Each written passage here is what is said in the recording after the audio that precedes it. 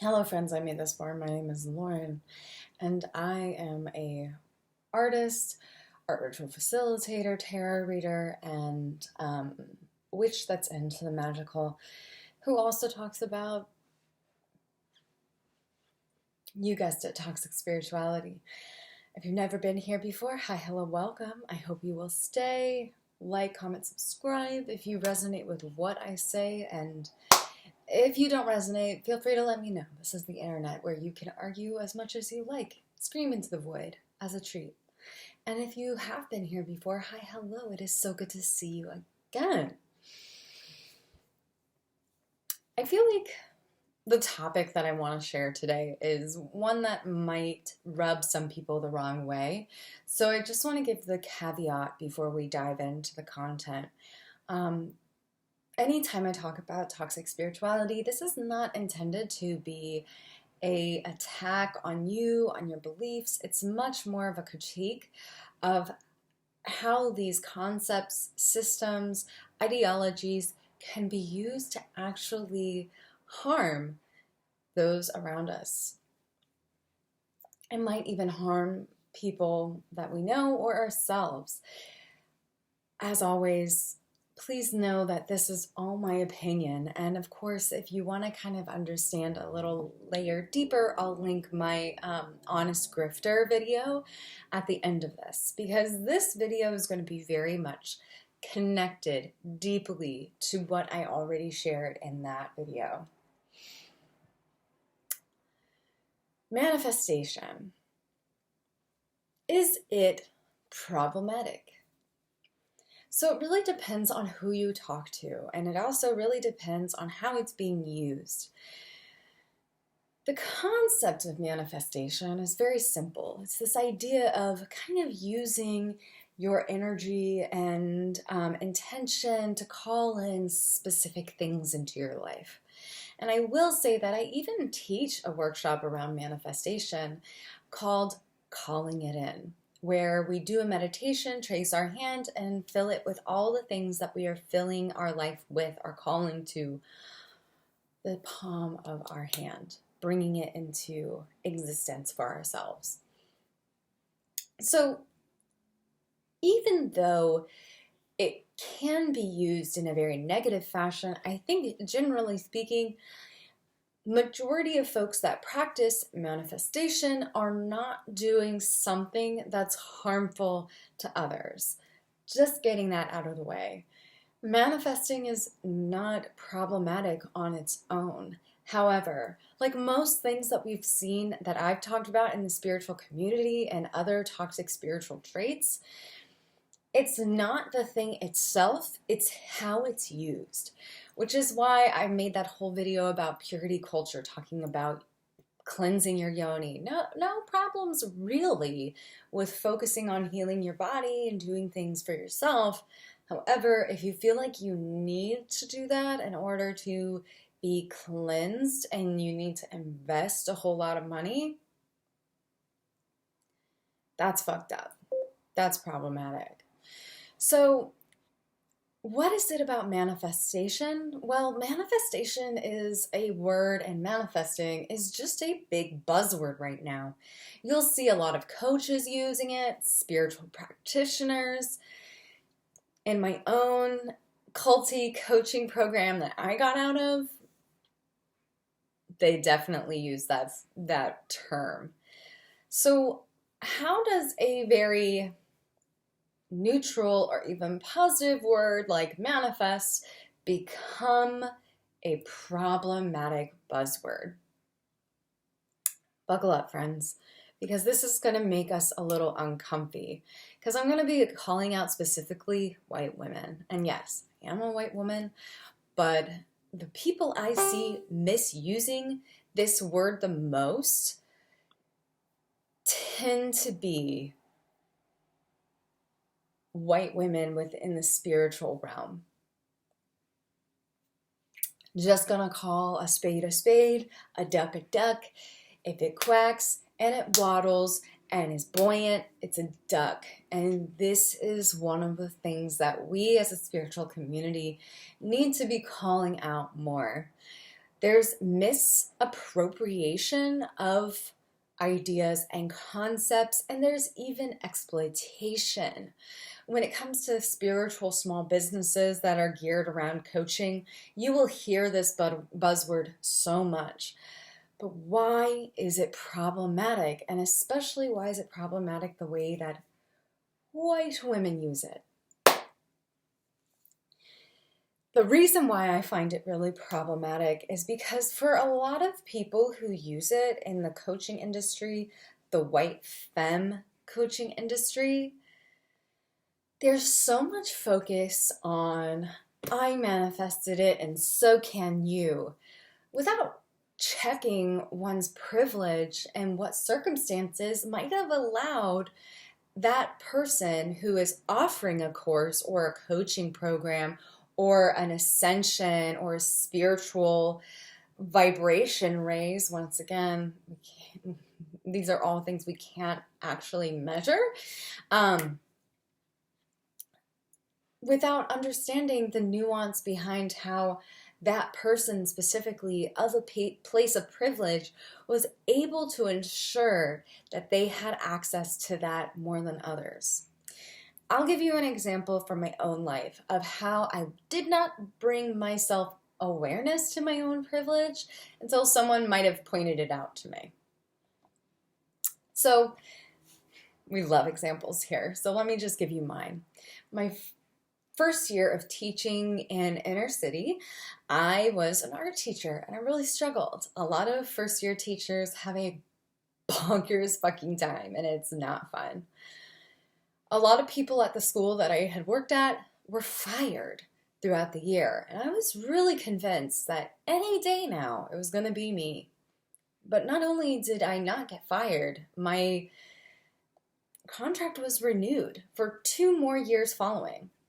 After it was renewed a first time, I really thought to myself, man, I must have really gotten lucky. My angels must have been looking over me. My guides must have been protecting me because everyone was getting fired. And I really was in hot water more than once. I was surprised. I was shocked that I was not let go. And I started to talk to one of my fellow coworkers about it, a coworker that was white. She brought to my attention how other team members in her grade category had been treated differently than her. And then it started to click to me. Her other team members were black. She was white. I was white. Everyone else was black who had gotten fired that year. So I kind of had a moment of, oh, it wasn't manifestation, it wasn't guides, it wasn't divine intervention. It was privilege. Privilege in a space that I didn't even expect it because my principal and higher ups were all black themselves. I just naturally had assumed that white privilege would not extend to this sort of space. But yet here we were. I still had a job and others didn't. And I could have gone blindlessly into the next 2 years thinking, yes, God has my back, Spirit has my back. I am so fortunate to have manifested the grace to not get fired. But was it manifestation or was it privilege? I'm going to let you in on a secret. It was 100% privilege. And so that's just an example I like to give because we can, as the people who experience privilege, might experience things that make us go, what a magical thing to happen for me. Totally unaware that what that is more of a systemic issue than magic. And this is the problem that I have with a lot of white femme coaches that talk about how to get your business up, how to align your chakras or raise your vibration or cleanse your aura or help you manifest the life that you want. There's a lot of I can do it, so can you, without any acknowledgement for how circumstances impact people differently. Again, this is not to shame anyone and not to tell anyone that what you've done, how you've worked for something in your life was not actually earned, because that wouldn't be true, that wouldn't be sincere. However, I do think when it comes to these coaching spaces or spiritual spaces, we kind of have to check ourselves before we start trying to bring people in and act as if this is the golden ticket to manifest the life they want to live. The truth of it all is we're not all going to be experiencing systemic trauma, systemic issues the same. There might be pretty privilege going on, white privilege, privilege of just having a family that has money to support you, or just has a family at all. There are so many people that don't have even a good family to connect with for support. And I myself recognize having a family that supports me and I could fall back on if I ever needed to is a privilege that not everyone has. And this is why I feel like the word manifest, as it is used now, is actually pretty icky. There is no amount of journaling or positive mantras or meditating that will end systemic oppression or generational poverty. These things are very real. And again, I've said this a few times, but I just want to ring this bell again because it's super fucking true. We can't raise consciousness until we raise awareness of these systemic problems that keep us captive in places we cannot move through. If your ideas around manifestation are not intersectional and they're not focused on collective liberation, I'm afraid it's all a little self-indulgent. Now, does that mean writing what you're calling in down with the full moon is wrong or problematic? Absolutely not. Use whatever tools you have to explore your spiritual self. It just becomes a problem when you want to sell a coaching program or a spiritual ascension program with $1,000 down or whatnot. That's exploitation. That's telling people that they need to do something or they won't acquire the magic that only you can assist them with. You want to pray or meditate? 100% a beautiful thing. Good for the soul, good for the heart. But again, we really have to check ourselves before we wreck ourselves, because when it comes to collective healing, we are ignoring the ability to heal others when we ignore how our circumstances might be different. So what can we use instead? Well, it's really not this or that. It's more a question of how can we just be more mindful of the circumstances that we have versus the circumstances that others are experiencing every day. I think one thing that I really want to see change in the spiritual spaces is more an acceptance of the nuance, of the gray space, of the reality that circumstances and systemic issues are important to bring into the fold of spirituality rather than kind of ignore and bypass. If we just pretend that anyone could manifest living the life they love even though they have nothing at all, and say to folks, oh, you just need to change your attitude and that will help you manifest better. We are being incredibly ignorant and incredibly insensitive to say that sort of thing to people with circumstances that might be more difficult than ours, more complex than ours, or more trauma inundated than ours. The point is, that sort of language doesn't actually support everyone. So can we reframe it to support more people? I feel like that's a case-by-case circumstance, but I do think the work can be done. I think if we just bring awareness to the fact that there are super real barriers that we as individuals might experience differently than others, then we can start to be more trauma informed when we work with people. We can start to really raise communities into, well, I don't want to say higher consciousness because I think that's a total scam, but just raising each other up rather than going up ourselves and ignoring everyone on the way. But I don't know. What do you think of this idea? Have you come across anyone who's all about manifesting the life you love?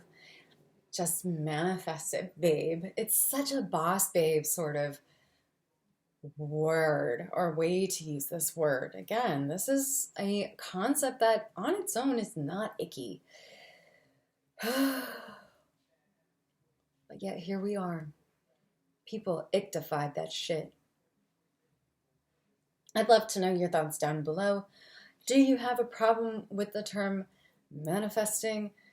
And how do you personally manifest? I tend to write my intentions down and also keep my intentions in my journal along with my book of planner is the one I use because why not? So yeah, there's tons of healthy ways to manifest. But if you're one of those people who might want to make their own course on manifestation, please make it inclusive. Because this whitewashed spirituality of love and light, or, oh, we can all just manifest the life we love without taking stock of how that can be insensitive to others, just doesn't have the same impact. And let's face it, if you're into spiritual shit like me, it's all about the impact. It's all about the nuance, and it's all about being able to support others. So, that's all I have to say for today.